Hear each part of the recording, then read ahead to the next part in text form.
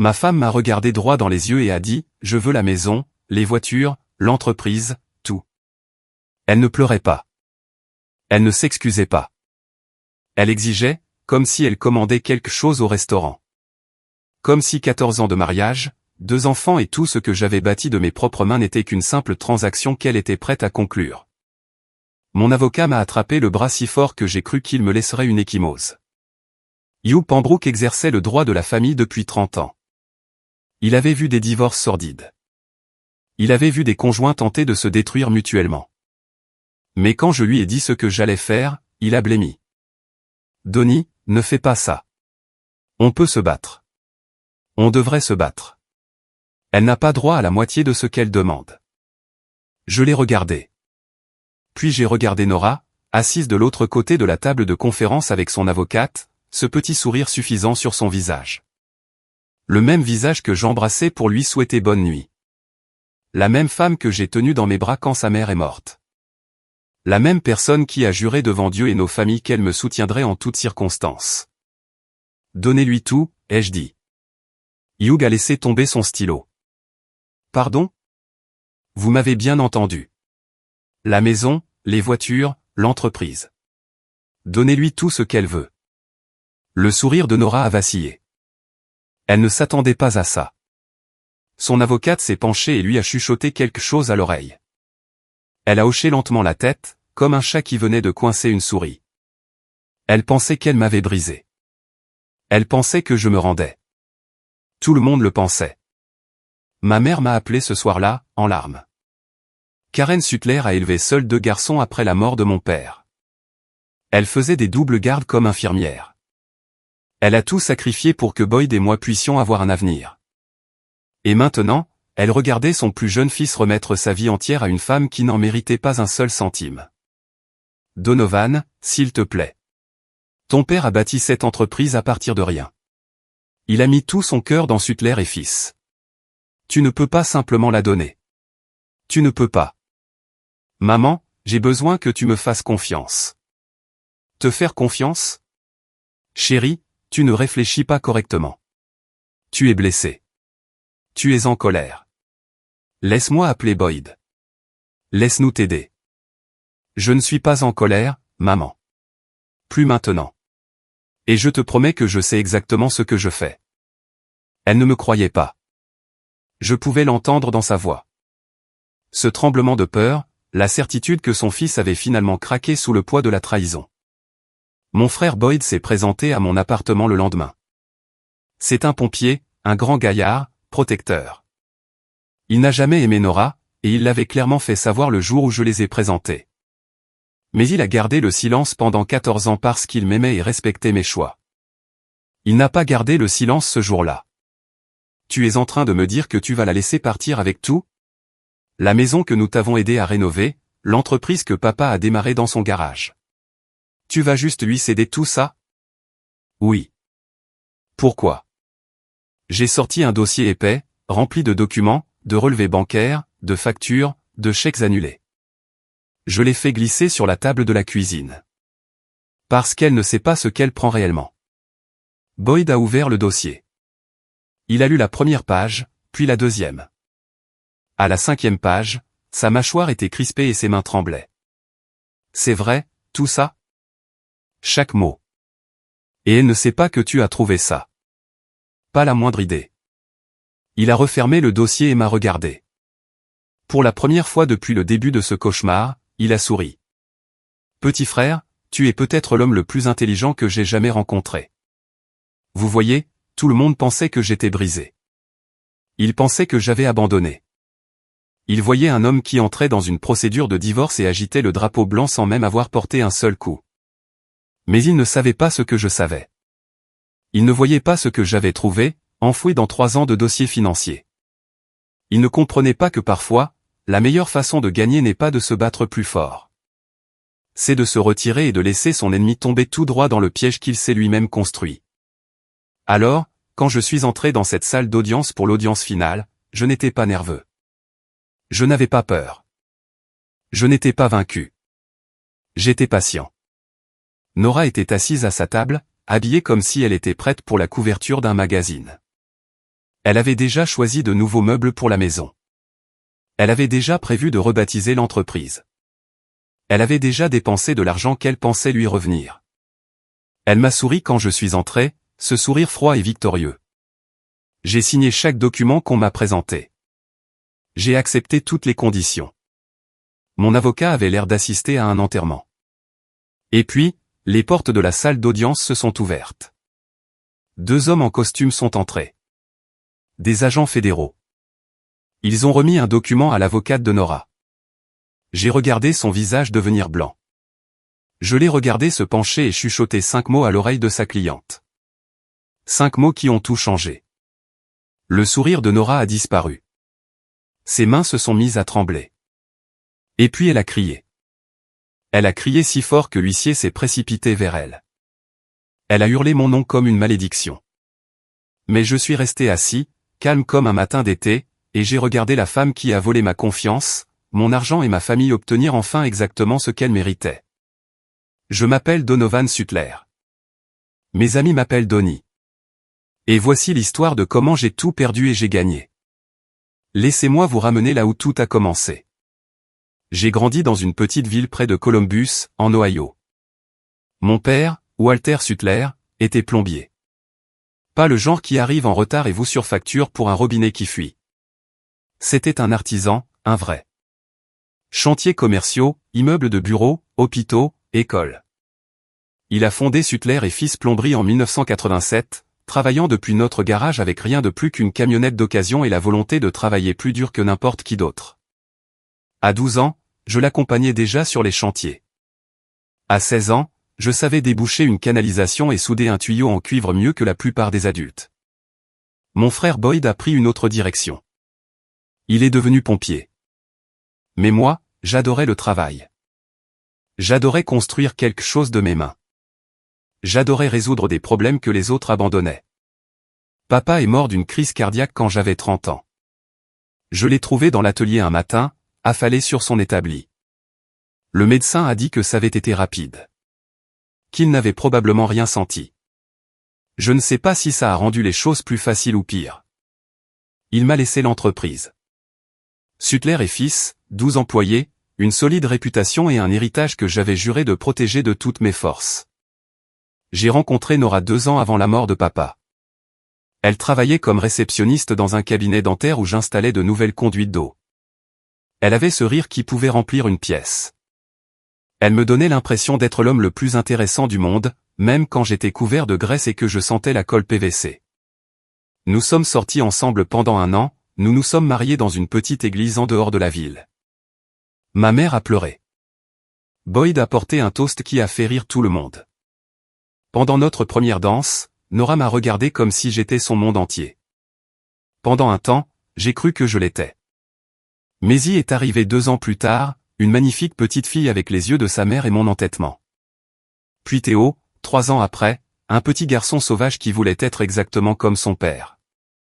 J'avais l'habitude de le porter sur mes épaules dans la quincaillerie, le laissant choisir des outils qu'il était trop jeune pour utiliser.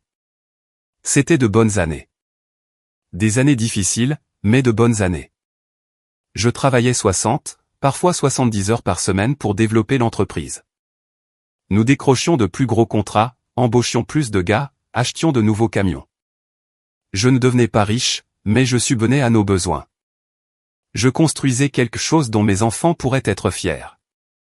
Mais quelque part autour de la 10e année de notre mariage, Nora a changé. Ça ne s'est pas fait d'un coup. C'était lent, comme un tuyau qui rouille de l'intérieur. On ne le remarque pas jusqu'à ce que tout éclate. Elle a cessé de me demander comment s'était passée ma journée.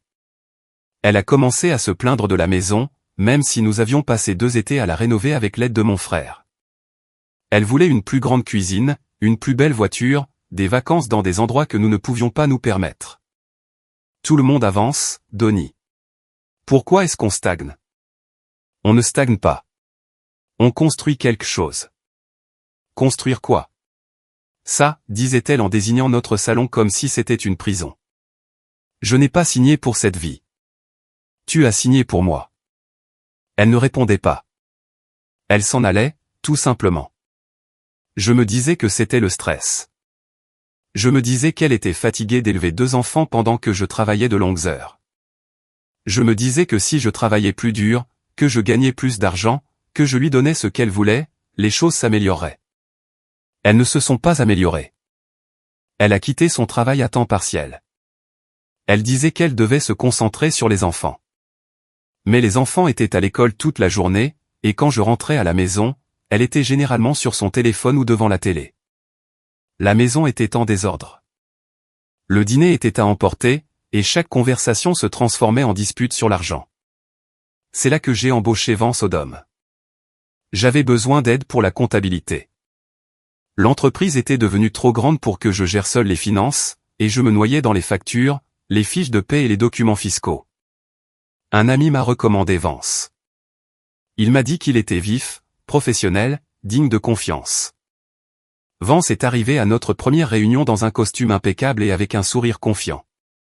Il a parlé d'efficacité, d'optimisation et de stratégie de croissance. Il m'a donné l'impression que j'avais tout fait de travers toute ma vie, mais qu'il pouvait tout arranger. Je lui ai remis les clés du royaume, chaque compte bancaire, chaque contrat, chaque dossier financier que Sutler et Fils avaient jamais produit. Avec le recul, je vois à quel point c'était stupide. Mais à l'époque, j'étais épuisé. J'essayais de sauver mon mariage. J'essayais d'être un bon père. Je n'avais pas l'énergie de remettre en question un homme qui venait avec des recommandations élogieuses. Vance a commencé à venir dîner à la maison. Nora l'adorait. Elle riait de ses blagues. Elle s'intéressait à sa vie. Elle le traitait comme un invité d'honneur alors qu'elle me traitait comme le personnel de service. J'aurais dû le voir. Les signes étaient partout. Mais je lui faisais confiance. Je lui faisais confiance à lui. Je croyais que la vie que j'avais bâtie signifiait quelque chose pour les gens avec qui je l'avais bâtie. Ma mère a essayé de me prévenir. Karen Sutler n'est pas une femme qui parle sans réfléchir.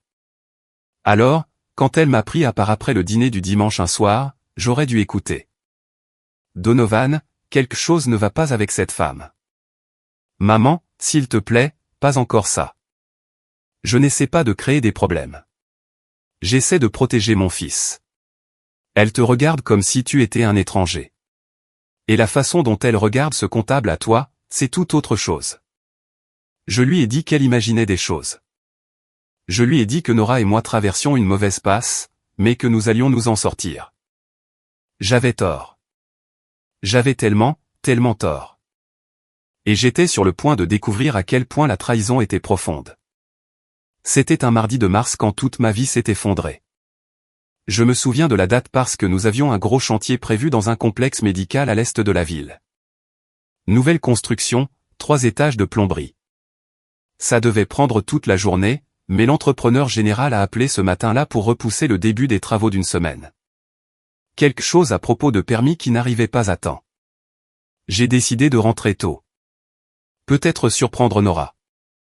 Peut-être emmener les enfants manger une glace après l'école.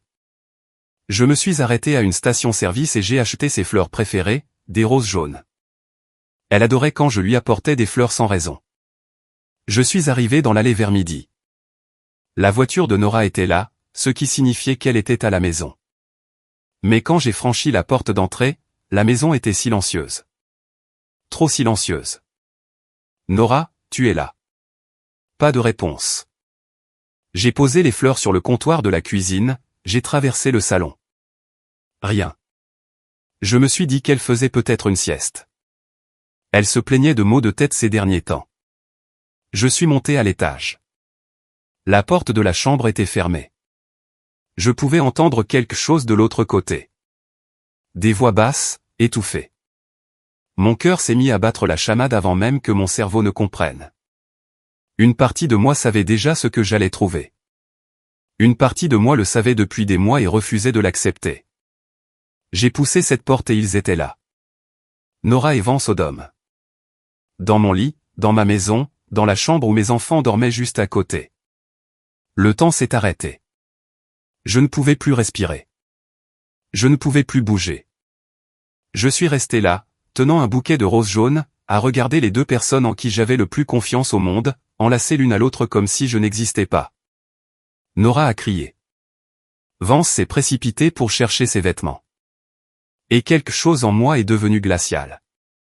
Pas brûlant, pas en colère, juste glacial, comme si on m'avait versé de l'eau glacée dans les veines. Donnie, attends. Laisse-moi t'expliquer. Expliquer quoi, Nora? Expliquer comment tu t'es retrouvée au lit avec mon comptable? Expliquer depuis combien de temps ça dure dans mon dos. Elle a tiré le drap autour d'elle comme s'il lui restait une once de dignité à protéger. Ce n'est pas ce que tu penses. C'est exactement ce que je pense. Depuis combien de temps? Elle n'a pas répondu. Elle a regardé Vance à la place. Il boutonnait sa chemise, évitant mon regard. Depuis combien de temps, ai-je demandé à nouveau. Vance a finalement parlé. Environ 1 an. 1 an. 12 mois. 52 semaines de mensonges, de sourires à ma table, de poignées de main et de réunions d'affaires, à prétendre être mon ami pendant qu'il couchait avec ma femme. Sors de ma maison. Donnie, parlons-en comme des adultes, a dit Vance en se dirigeant vers la porte. Les affaires sont les affaires. Je me suis mis devant lui. Les affaires? Tu appelles ça les affaires? Tu as mangé le dîner de Thanksgiving avec ma famille. Tu as porté mon fils dans tes bras. Tu m'as regardé dans les yeux chaque semaine en me mentant au visage. Je pense que tu surréagis. Je l'ai attrapé par le col et l'ai poussé contre le mur. Je ne suis pas un homme violent. Je n'ai jamais donné un coup de poing sous le coup de la colère de toute ma vie. Mais à ce moment-là, je voulais le briser en deux. Sors. Maintenant. Avant que je ne fasse quelque chose que je ne pourrais pas défaire. Il est parti. Sans même un regard pour Nora en sortant. Elle s'est mise à pleurer. De vraies larmes ou des fausses, je ne pouvais plus faire la différence. Donnie, s'il te plaît. Je me sentais seul. Tu n'es jamais à la maison. Tu ne fais pas attention à moi. J'avais besoin de quelqu'un qui me fasse me sentir désiré. J'ai travaillé 70 heures par semaine pour te donner tout ce que tu as demandé. La maison, les voitures, les vacances. Et c'est comme ça que tu me remercies? Peut-être que si tu avais été plus présent, peut-être que si tu avais fait plus d'efforts. Fais plus d'efforts? Je t'ai donné 14 ans de ma vie, Nora. Je t'ai donné tout ce que j'avais. Eh bien, ce n'était pas assez. J'ai quitté la maison ce soir-là, j'ai conduit jusqu'à chez ma mère et je suis resté assis sur son porche jusqu'au lever du soleil. Je n'ai pas pleuré. Je n'ai pas crié. Je suis juste resté là, essayant de comprendre comment j'avais pu manquer quelque chose d'aussi évident pendant si longtemps. Une semaine plus tard, Nora a demandé le divorce. Mais elle ne voulait pas seulement partir. Elle voulait mon sang.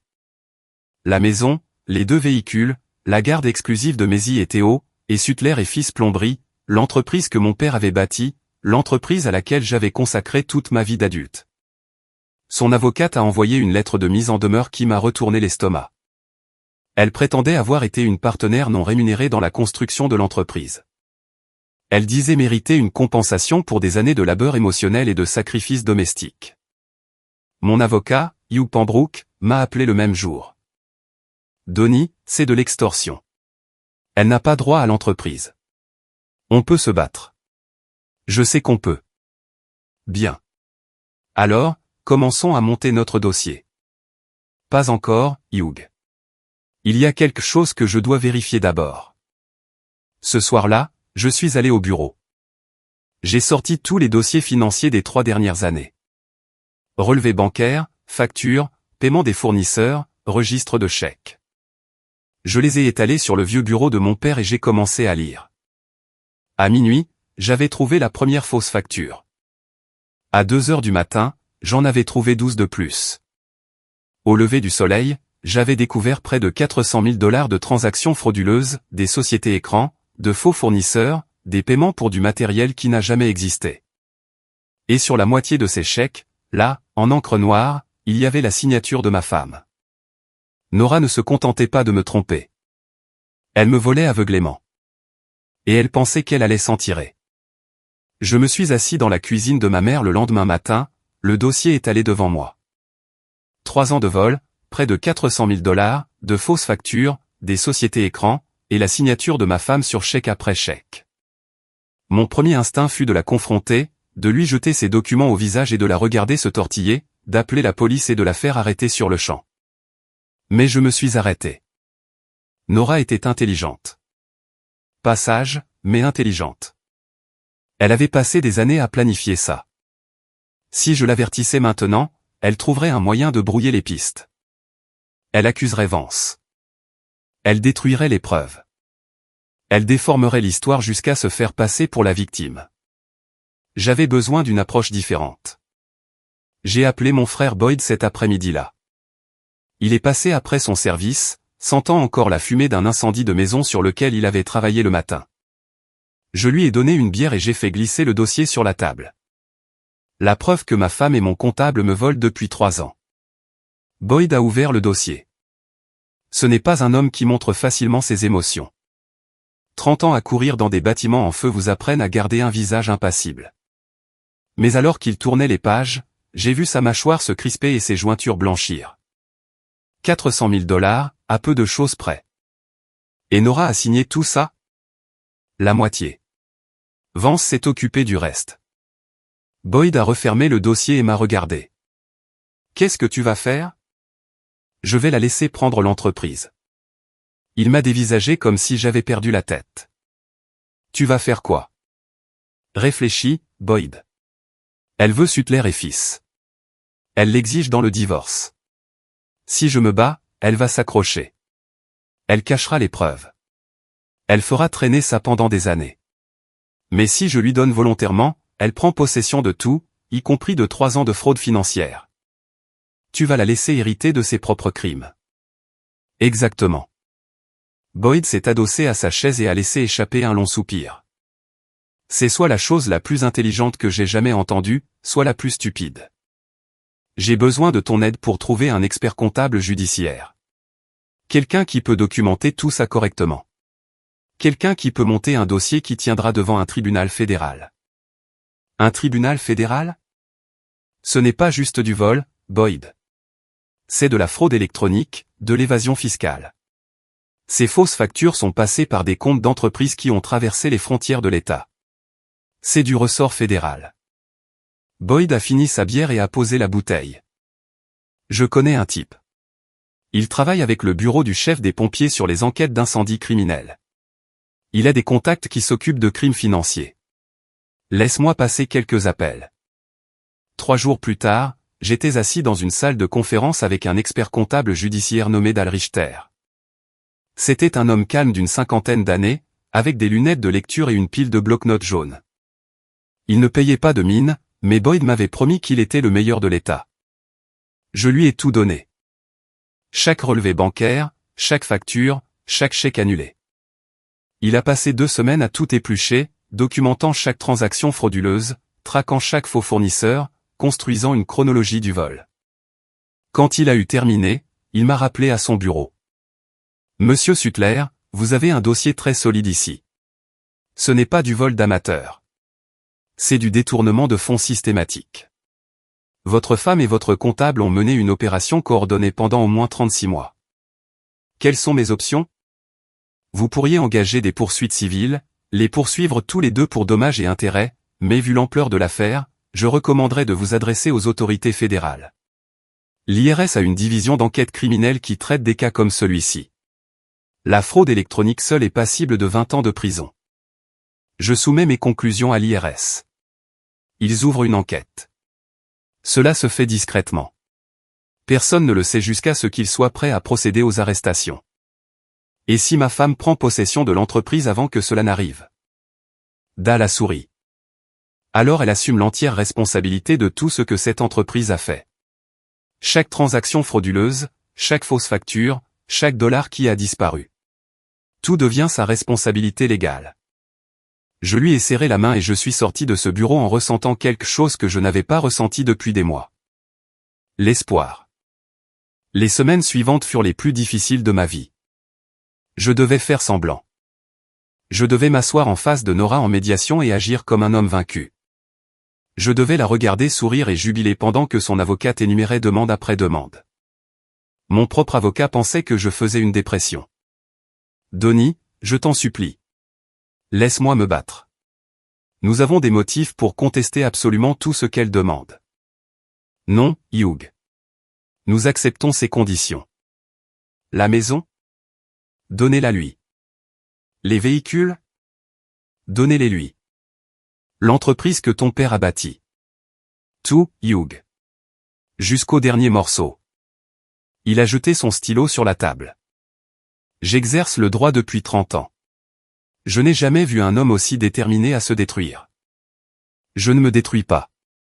Je tends un piège. Il m'a regardé pendant un long moment. Qu'est-ce que tu sais que je ne sais pas? Rien dont tu doives te soucier pour l'instant. Fais-moi juste confiance. Le moment venu, tout aura un sens. Ma mère fut plus difficile à convaincre. Elle est venue à mon appartement un soir avec un plat à gratin et les larmes aux yeux. Donovan, s'il te plaît. Je t'en supplie. Ne fais pas ça. Cette entreprise est tout ce qui nous reste de ton père. Je lui ai pris les mains. Maman, est-ce que tu me fais confiance? Bien sûr que oui. Alors crois-moi quand je te dis que papa comprendrait. Parfois, il faut perdre la bataille pour gagner la guerre. Et je te promets que, quand ce sera fini, tu seras fier de la façon dont j'ai géré les choses. Elle n'a rien dit. Elle m'a juste serré dans ses bras et s'est accrochée comme si elle avait peur de me lâcher. Pendant ces semaines, j'ai passé chaque moment libre avec mes enfants. J'ai emmené Théo à l'entraînement de baseball. J'ai aidé Maisie avec son projet de science. Je leur ai dit chaque jour que je les aimais et que rien de tout cela n'était de leur faute. Parce que peu importe ce qui se passait avec Nora, ces 2 enfants étaient mon véritable héritage, et j'allais les protéger, peu importe le prix. Le jour de l'audience finale arriva par un jeudi matin froid d'octobre. Je me suis réveillé à 5 heures, comme toujours. Les vieilles habitudes ne meurent pas simplement parce que votre vie s'effondre. J'ai pris une douche, je me suis rasé et j'ai enfilé ma chemise la plus propre. Pas de costume. Je n'en possédais pas. Juste une simple chemise bleue que ma fille Maisie m'avait offerte pour la fête des pères 2 ans plus tôt. Je me suis regardé dans le miroir pendant un long moment. J'avais l'air fatigué, plus vieux que mes 38 ans, mais sous l'épuisement, il y avait autre chose. Quelque chose de stable, de calme. Aujourd'hui était le jour J. Je suis allé au palais de justice seul. Mon frère a proposé de venir, mais je lui ai dit de rester à la maison. Ma mère voulait être là, mais je lui ai demandé d'attendre près du téléphone. C'était quelque chose que je devais faire par moi-même. La salle d'audience était plus petite que ce à quoi je m'attendais. Des boiseries, des néons, un drapeau américain qui pendait mollement dans un coin. Ça sentait le vieux papier et le café rassis. Nora était déjà là quand je suis entré. Elle était assise à la table du demandeur avec son avocate, une femme élégante nommée Patterson, qui facturait $400 de l'heure et semblait apprécier de démolir les hommes au tribunal. Nora était magnifique. Elle l'était toujours quand elle voulait quelque chose. Ses cheveux étaient parfaits. Son maquillage était impeccable. Elle portait un blazer couleur crème qui coûtait probablement plus cher que la mensualité de mon camion. Elle m'a souri en me voyant. Ce sourire froid et triomphant que j'avais appris à si bien connaître.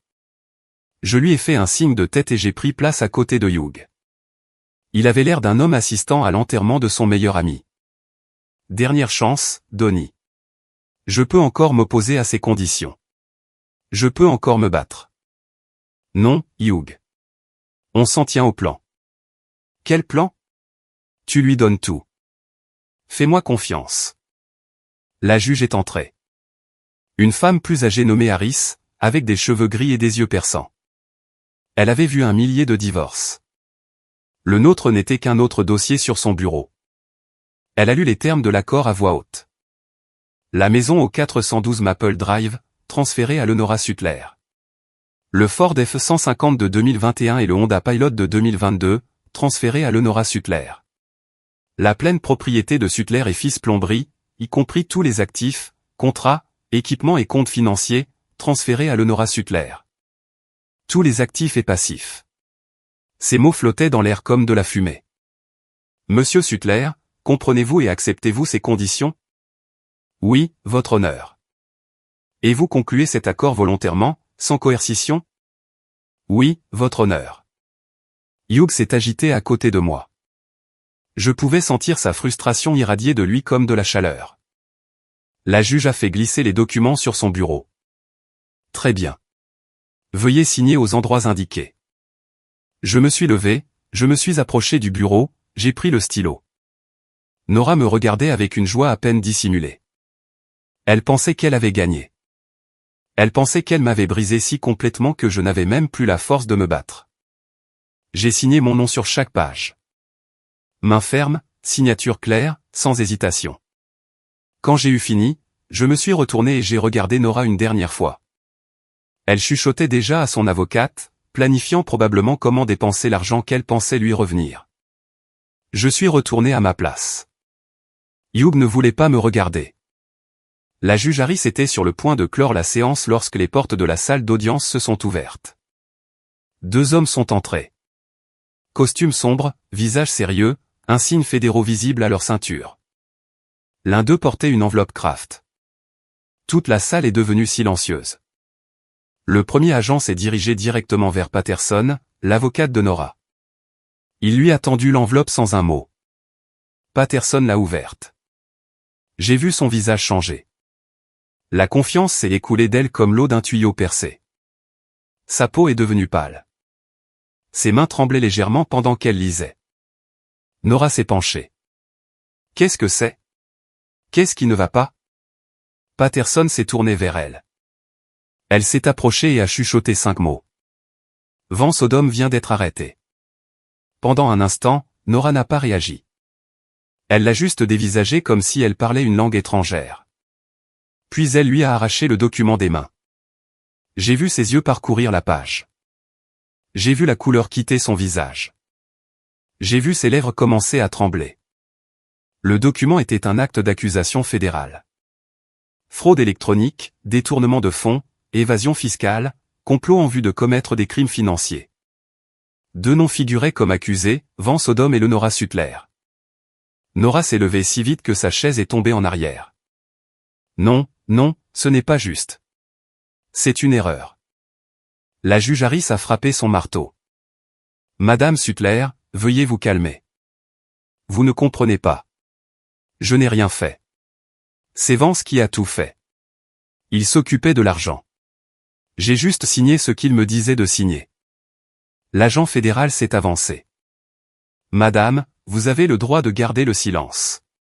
Tout ce que vous direz pourra et sera utilisé contre vous devant un tribunal. Nora s'est tournée vers moi. Son sang-froid parfait s'est brisé. Le mascara coulait sur ses joues. Sa voix est sortie en un cri. C'est toi qui as fait ça. Tu m'as piégé. Tu savais. Je n'ai pas dit un mot. Je suis resté assis, les mains croisées sur la table, et je l'ai regardé. Tu m'as donné l'entreprise parce que tu savais qu'elle était empoisonnée. Tu m'as laissé la prendre pour que je porte le chapeau. Tu as tout planifié. La juge Harris a de nouveau frappé son marteau. Du calme. Je veux du calme dans cette salle d'audience. Mais Nora n'écoutait pas. Elle s'est jetée sur moi. L'huissier l'a attrapée avant qu'elle n'ait fait 3 pas. Je te détruirai, Donnie. Je jure devant Dieu que je te détruirai pour ça. Je me suis levé lentement, j'ai boutonné ma veste, je l'ai regardé droit dans les yeux. Tu as déjà essayé, Nora. Tu essaies depuis 3 ans. Mais voilà le problème quand on bâtit une vie sur des mensonges, un jour ou l'autre, les fondations se fissurent et tout s'écroule. L'huissier l'a escortée hors de la salle d'audience. Elle criait encore mon nom quand les portes se sont refermées derrière elle. Hugh était assis à côté de moi, dans un silence stupéfait. Finalement, il a parlé. Tu savais. Depuis le début, tu savais.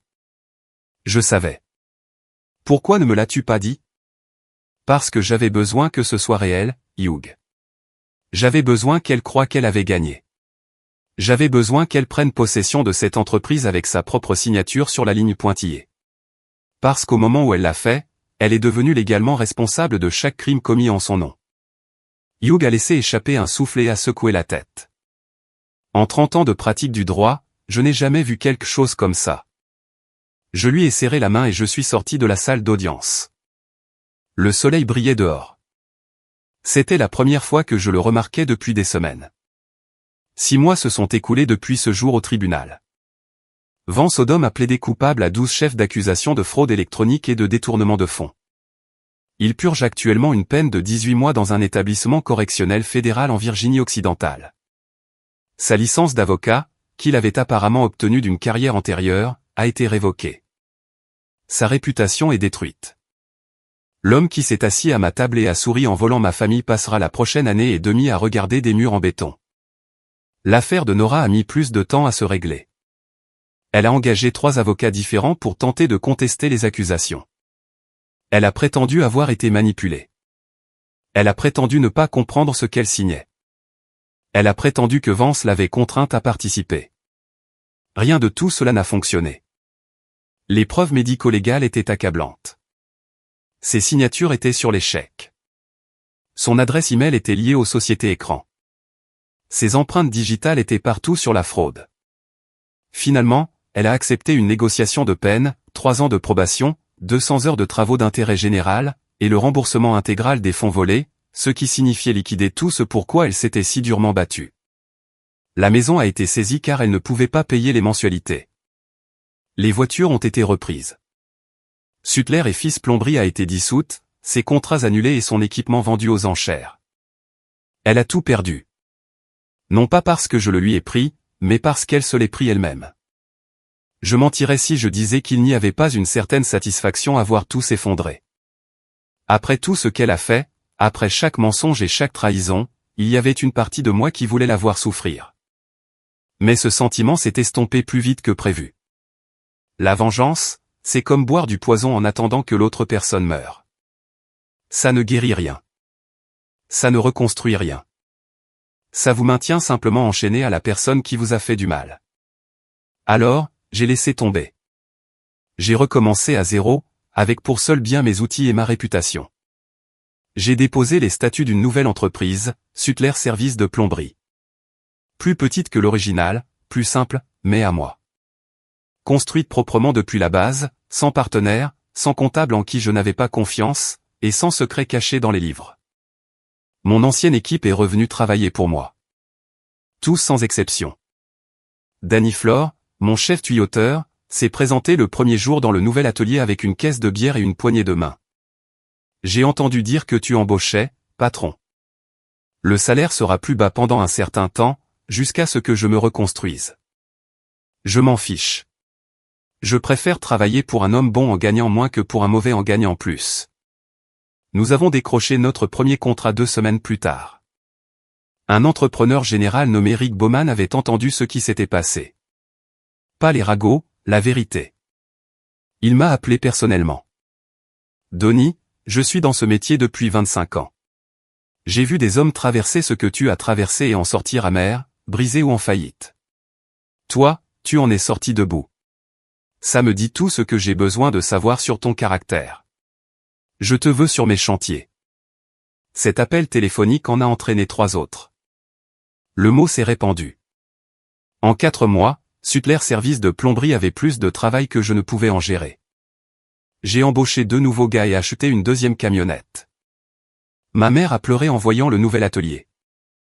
Elle se tenait dans l'embrasure de la porte, la main sur le cœur, regardant l'enseigne que j'avais accrochée au-dessus de l'entrée. Ton père serait si fier de toi, Donovan. Je l'espère, maman. J'en suis sûr. Tu as fait ce qu'il t'a toujours appris, tu es resté honnête. Tu es resté patient. Et tu as laissé la vérité faire le gros du travail. Boyd passe tous les dimanches maintenant. On s'assoit sur le porche de ma mère, on boit de la bière et on regarde le soleil se coucher. Parfois on parle, parfois non. Quoi qu'il en soit, on se sent à la maison. L'arrangement de garde a pris un certain temps à régler. Avec les problèmes juridiques de Nora, le tribunal a accepté de revoir les conditions initiales. J'ai maintenant Maisie et Théo 1 semaine sur 2, plus les vacances et les étés. Ce n'est pas parfait, mais c'est juste. Les enfants vont mieux que ce à quoi je m'attendais. Les enfants sont résilients, plus que nous ne le pensons. Maisie m'a demandé une fois si je détestais sa mère pour ce qu'elle avait fait. J'y ai réfléchi longtemps avant de répondre. Non, ma chérie. Je ne la déteste pas. La haine est trop lourde à porter. Elle vous tire vers le bas et vous garde coincé dans le passé. Ta mère a fait des choix qui ont blessé beaucoup de gens, y compris elle-même. Mais la détester ne changera rien à cela. La seule chose que je peux contrôler, c'est la façon dont j'avance. Et je choisis d'avancer avec de l'amour pour toi, pour ton frère, pour cette famille. Elle m'a serré fort dans ses bras et n'a pas lâché prise pendant un long moment. Théo est plus simple à ce sujet. Il veut juste jouer à la balle, manger de la pizza et savoir que son père sera là quand il dit qu'il le sera. Je n'ai jamais manqué un seul de ces matchs de baseball. Et je ne le manquerai jamais. En regardant en arrière, j'ai appris quelque chose d'important à travers tout cela. La force ne consiste pas à se battre dans chaque bataille. Elle consiste à savoir quelles batailles mener et lesquelles abandonner. Elle consiste à avoir confiance que la vérité éclatera, même quand on a l'impression que les mensonges l'emportent. Elle consiste à protéger sa paix, son intégrité et les personnes qui comptent le plus. Même lorsque le monde vous dit de tout brûler. Ma femme voulait tout. Je lui ai tout donné. Chaque mensonge, chaque dollar volé, chaque conséquence qu'elle avait méritée. Elle pensait qu'elle prenait mon avenir. Mais tout ce qu'elle a pris, c'est le sien. Et moi, je suis toujours là, toujours en train de construire, toujours debout. Parce que certaines choses ne peuvent pas être volées. Le caractère, l'intégrité, l'amour de ses enfants, le respect des gens bien. Ces choses-là doivent se mériter. Et une fois que vous les avez méritées, personne ne peut vous les enlever. Si vous traversez quelque chose de difficile en ce moment, si quelqu'un vous a trahi, a brisé votre confiance ou vous a fait sentir que vous aviez tout perdu, je veux que vous entendiez ceci, vous n'avez pas perdu. Pas encore. Jamais. Tant que vous restez fidèle à qui vous êtes, tant que vous continuez à avancer avec honnêteté et patience, vous trouverez votre chemin. La tempête ne dure pas éternellement, mais la personne que vous devenez en la traversant reste avec vous pour le reste de votre vie. Je m'appelle Donovan Sutler, et c'est mon histoire. Si cette histoire vous a touché, cliquez sur le bouton j'aime et partagez-la avec quelqu'un qui a besoin de l'entendre aujourd'hui. Laissez un commentaire ci-dessous et dites-moi quelle partie a le plus résonné en vous. Et si ce n'est pas déjà fait, abonnez-vous à la chaîne et activez les notifications pour ne jamais manquer une autre histoire. Nous en avons d'autres à venir chaque semaine. Et croyez-moi, vous ne voulez pas manquer ce qui va suivre. Merci de votre écoute.